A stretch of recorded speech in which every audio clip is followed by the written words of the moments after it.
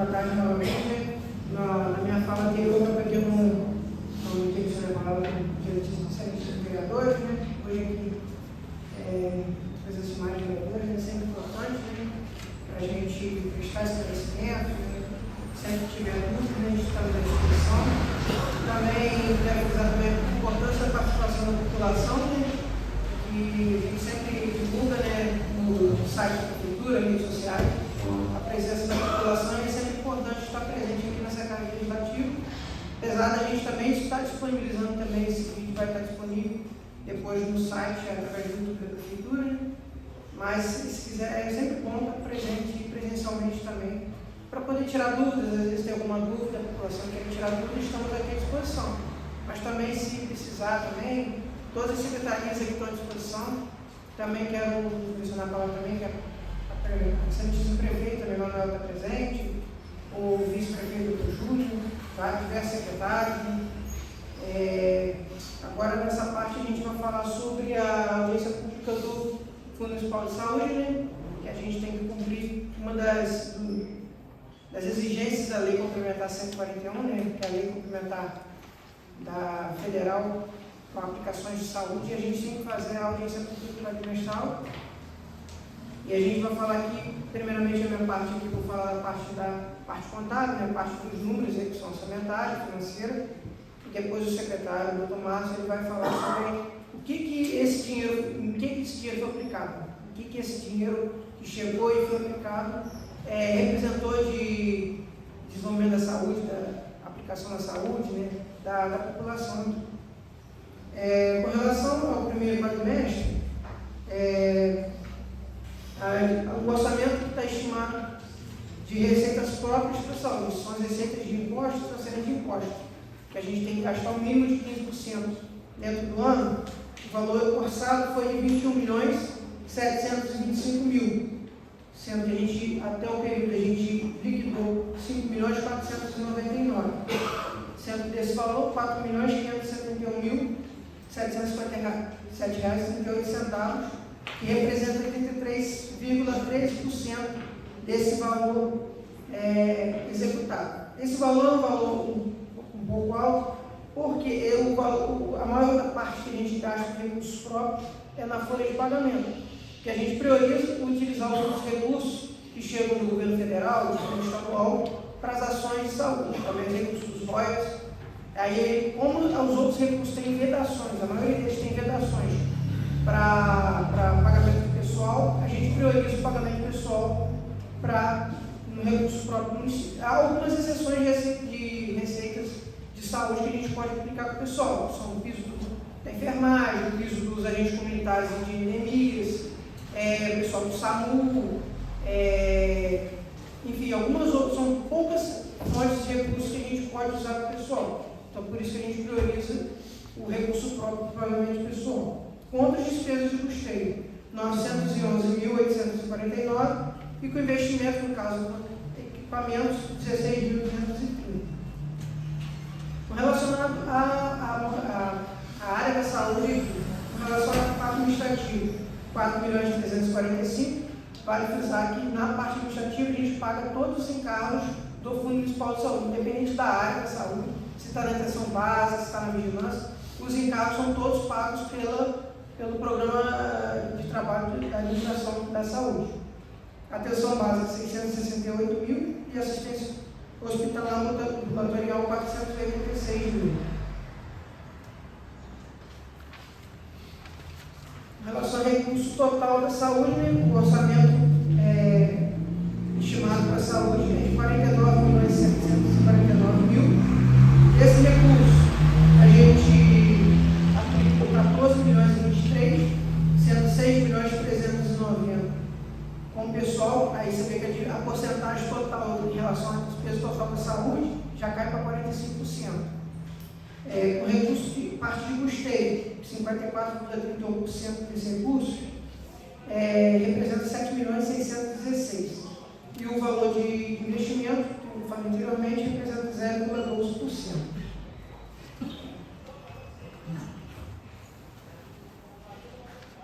Em relação aos outros recursos que são arrecadados na saúde, com relação ao Estado, que é o dinheiro que vem para a atenção básica, 984 mil, valor arrecadado. Com a vigilância, 164 mil. Farmácia básica, 128. SAMU, 58 mil. MAC Federal, 1.927. Esse recurso do MAC é utilizado a maior parte para o hospital, mas também para a parte de ambulatorial. O dinheiro do piso do agente de combate a agentes comunitários e combate a endemias, 834 mil. O complemento do piso de enfermagem, no caso, esse complemento é apenas o complemento do piso, no caso, não é o valor todo do salário do enfermeiro. Então, o município ele tem que cumprir o piso nacional da enfermagem. Então, se o piso do município está abaixo do piso nacional, o governo federal ele destina a parte daquele recurso para que o enfermeiro do município ele receba o valor do piso nacional. Então, ele até o momento 360 mil. Parte desse valor também é destinado aos enfermeiros da Santa Casa de Caridade, porque todo hospital que atende, todo hospital filantrópico que atende mais de 60% a rede SUS, ele tem direito a receber também essa complementação do piso. Os recursos estaduais, tem um estado que nesse ano foi um valor menor. Tem alguns outros anos, a gente recebeu até um valor alto de recursos do estado, mas nesse ano foi um valor baixo. 10.897 do PPE, 138,40 da farmácia básica estadual e código da saúde, vinculado à saúde, 477 mil. Transferência especial da União, no caso a gente aqui, 8.500, que a gente já gastou também com as emendas parlamentares.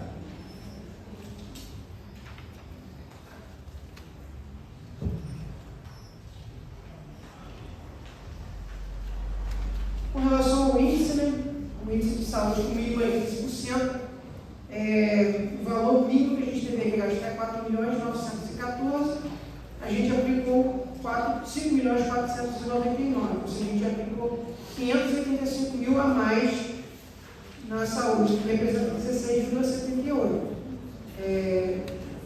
Apesar de então o valor praticamente próximo ao limite, a gente tem uma aplicação dos recursos dos royalties um pouco maior nesse quadrimestre, porque a gente às vezes vai trabalhar de acordo com o fluxo financeiro.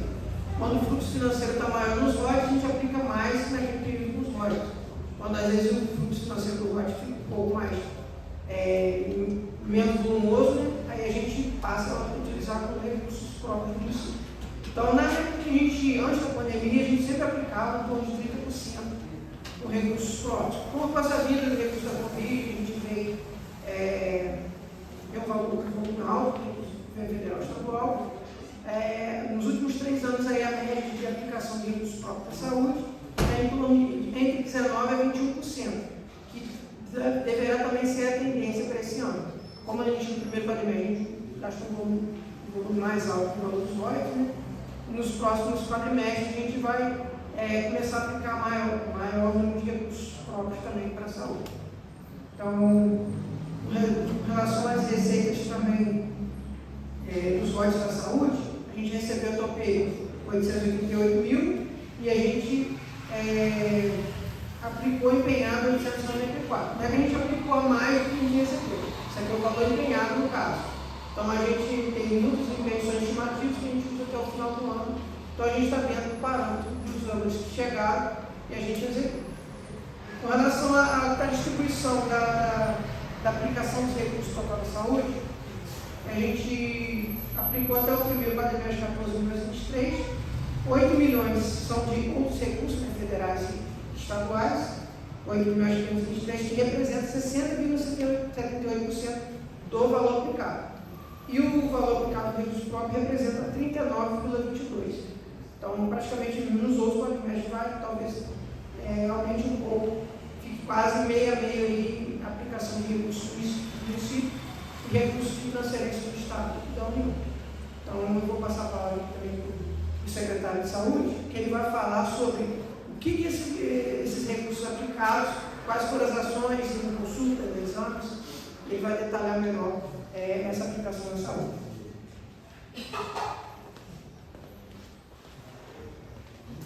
Primeiro aqui, os vereadores, né, nossos anfitriões aqui.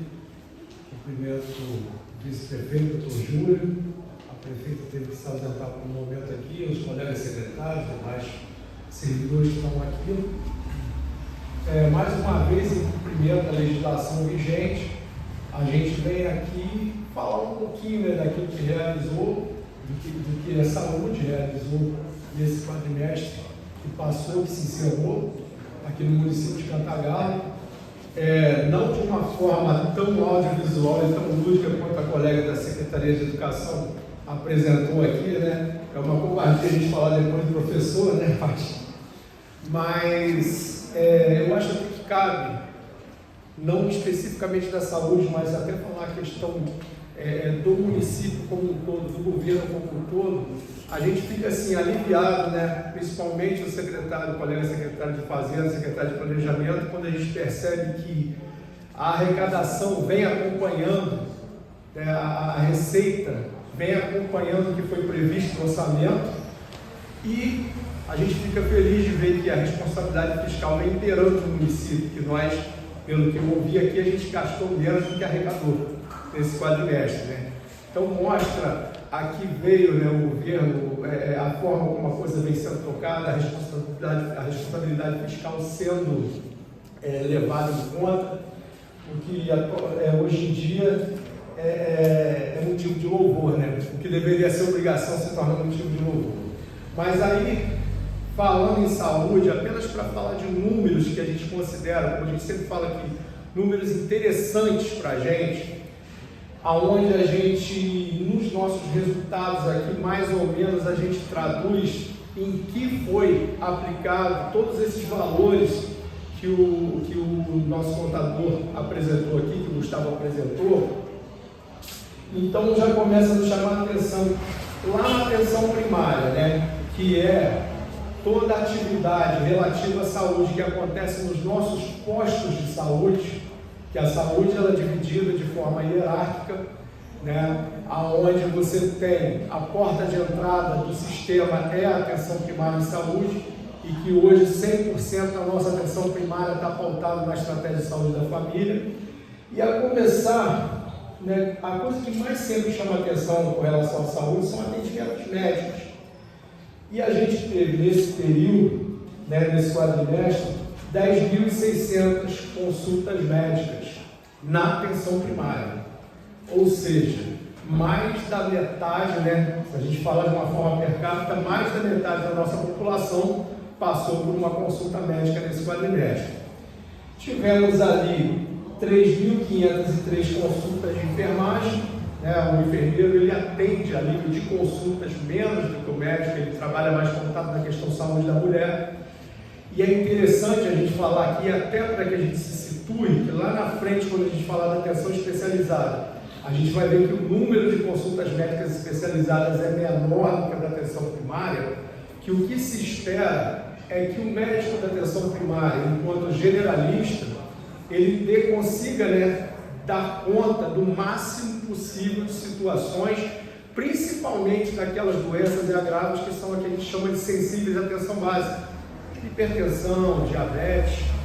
Então, nos chama a atenção aí esses números, né, que mais da metade da nossa população passou por uma consulta médica nesse quadrimestre. Tivemos aí 74.600 visitas domiciliares feitas pelos agentes comunitários de saúde, e que, de mais uma vez, de forma per capita, se a gente fizer a divisão, você vê que foi atingido, né, aquele número que é preconizado de visitas mês por domicílio, até ultrapassa, porque se fizer per capita, eu estou falando por habitante, mas cada domicílio tem mais do que um habitante, na grande maioria das vezes, né? Tivemos 2.508 atendimentos odontológicos. Aí a gente até pensa aqui, não que eu esteja aqui defendendo a minha categoria, né? É bem menos atendimento do que o médico, mas lembrando que todo procedimento que o dentista faz é um procedimento operatório, então são consultas mais demoradas, mas a nível de procedimentos que foram feitos nessas consultas, em 2.508 atendimentos odontológicos, nós tivemos 9.237 procedimentos, que já se aproxima bem próximo, né, mesmo do número de consultas que o médico executa. Porque pode ser que o indivíduo que esteja sendo atendido pelo dentista foi lá para fazer uma extração dentária, numa anestesia ele tinha 2 dentes vizinhos e fez 2 obturações, ou mais de um procedimento. Então, na atenção primária, nos chama a atenção, são números que mais nos chamam a atenção aqui. E aí a gente passa aqui para a atenção especializada, a nível de consultas médicas. Somente na nossa policlínica, nós tivemos 1.806 consultas em especialidades, naquelas especialidades que são de médicos da nossa rede própria. Vou até passar já aqui para o nosso terceirizado, que é de conhecimento de todos, que nós temos clínicas credenciadas que também fazem atendimento de especialidades médicas, aquelas que nós não contamos no nosso plantel de servidores, né? E é um número bem parecido. Eu falei 1.806 consultas em especialidade na nossa rede própria e 1.864 consultas em especialidade na rede credenciada. Então nós tivemos aqui em torno de 3.600 consultas em especialidade, um número inferior, como eu disse antes, às consultas da atenção primária, mas é o que a gente espera. Quanto mais essa razão for distante, né, de número de consultas da atenção primária para o número da atenção especializada, significa que a nossa atenção primária está funcionando melhor. É lógico que a gente tem que levar em conta uma série de fatores, o surgimento de novas doenças, novos agravos e tudo, e até toda a questão, né, da evolução do mundo hoje, que ele acaba trazendo a reboque da evolução muitas doenças novas, tanto de caráter ocupacional como de caráter ambiental. E hoje uma das coisas que mais nos preocupa é o crescimento daquelas que são de ordem mental, desde de estudos mesmo neurológicos até as neuroatipias, passando por isso tudo. É uma coisa que tem nos preocupado bastante, porque a gente vê um crescimento cada vez maior, né? Cresce de forma exponencial, e o sistema de saúde ele está assim, meio que, não digo em cantagalo, né? Mas a nível de Brasil, eu acredito até que de mundo, a gente está tentando entender o que está acontecendo e tentando se preparar para isso. E a gente teme que chegue o ponto que a gente não consiga mais dar conta, né, de tanta coisa nova que tem aparecido, e isso vai refletir em outras áreas, né, principalmente na área da educação, que hoje talvez seja um dos lugares. A gente costuma dizer que existem dentro do município vários dispositivos que são apontadores de problemas de saúde.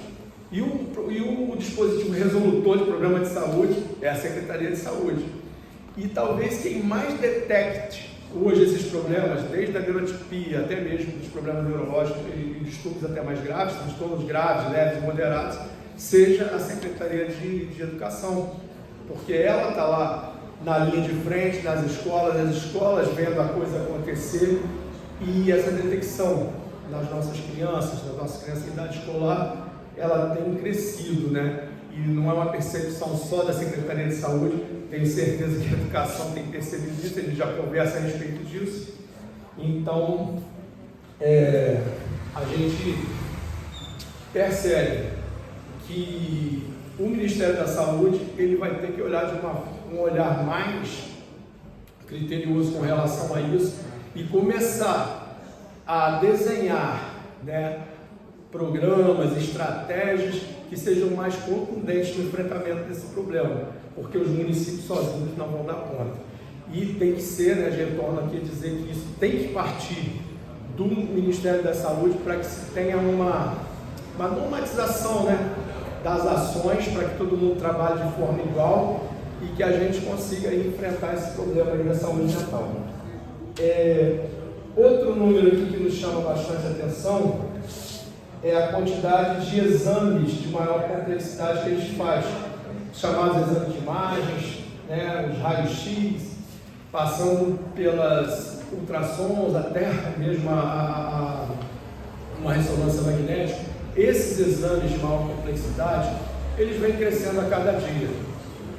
Antigamente, você se praticava, né, vou falar a medicina, que a medicina acaba sendo o carro-chefe no sentido de quem mais demanda, mas se praticava uma medicina que ela era baseada em exames clínicos, aonde você tinha o exame de imagem, esses exames como auxiliares ao diagnóstico, não é isso, doutor?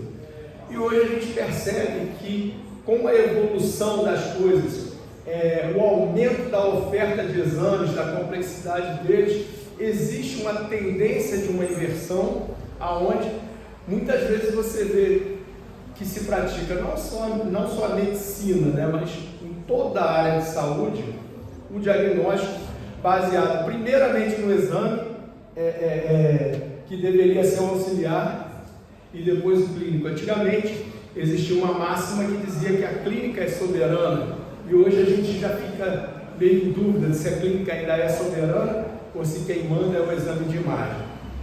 O fato é que isso faz com que o Sistema Público de Saúde, o Sistema Único de Saúde, o SUS, cada dia ele seja mais demandado por esse tipo de exame. E exames que antigamente eles só eram prescritos por profissionais da esfera hierárquica maior, de nível secundário, terciário, prescrever esses exames, hoje, desde a atenção básica, esses exames já são prescritos. E você não consegue, você não tem o poder de tolir, e ninguém quer fazer isso, ninguém pode tolir um médico da liberdade dele de prescrição. Então, a formação nas escolas hoje é muito diferente do que era antigamente, nas escolas de medicina. Então, hoje, só para ilustrar o que a gente está falando aqui, nós executamos aqui 7.353 exames de maior complexidade, né? Desses de maior complexidade, vou colocar aqui o mais simples deles, raio-x 3.100, mais menos da metade. Então, mais de 4.000 exames desses foram desde exames de ultrassom, passando pelas tomografias, ressonâncias magnéticas, colonoscopia e por aí vai. Então, são exames que, pela sua complexidade, eles têm a característica de serem exames caros, aonde, quanto mais você faz, mais você gasta, né? E, sempre lembrando que é uma demanda crescente. E fica aí para nós o desafio, como a gente sempre fala, né? A gente teve até de começar a ser enjoado e repetitivo no que fala, que a gente vive uma vida de equacionar uma situação onde você tem uma demanda sem fim e um recurso bastante limitado. Então, a gente vive nessa corda bamba aí, né? E aí não sou eu sozinho, enquanto gestor da pasta da saúde, mas eu acabo envolvendo todos os colegas secretários, todos aqueles diretores das pastas, porque é comum você perceber que, para que se consiga financiar a saúde, muitas atividades de outras áreas acabam sendo sacrificadas. Queria-se fazer mais em outra área, mas nós temos que financiar a saúde. E é comum. A insatisfação, ela é comum, e ela é diferente do ser humano. Eu costumo dizer que o ser humano só evolui porque ele sempre tem um certo grau de insatisfação com a situação onde ele está. Ele quer sempre estar melhor. Se não fosse assim, a gente estava lá na Idade da Pedra. Então, é muito comum com isso que o que a gente faz acaba não aparecendo, só aparece o que não conseguiu fazer. Então, esses são alguns números aqui que a gente traz como interessantes daquilo que a gente faz ali na Secretaria de Saúde. Mais uma vez a gente agradece aí a atenção de vocês, a paciência, pedindo desculpa aqui por não ter sido assim tão lúdico quanto a colega da educação, mas do mais a Secretaria de Saúde se coloca à disposição de todos os senhores, né? Todos vocês que também nos assistem aí, estamos à disposição para quaisquer esclarecimentos ali, quaisquer sugestões e reclamações também, né? Bom a gente frisar, a gente conta com uma ouvidoria, onde toda questão de sugestões, reclamações, como eu disse, ideias, nós estamos abertos a ouvir. Muito obrigado pela atenção de todos e uma boa tarde.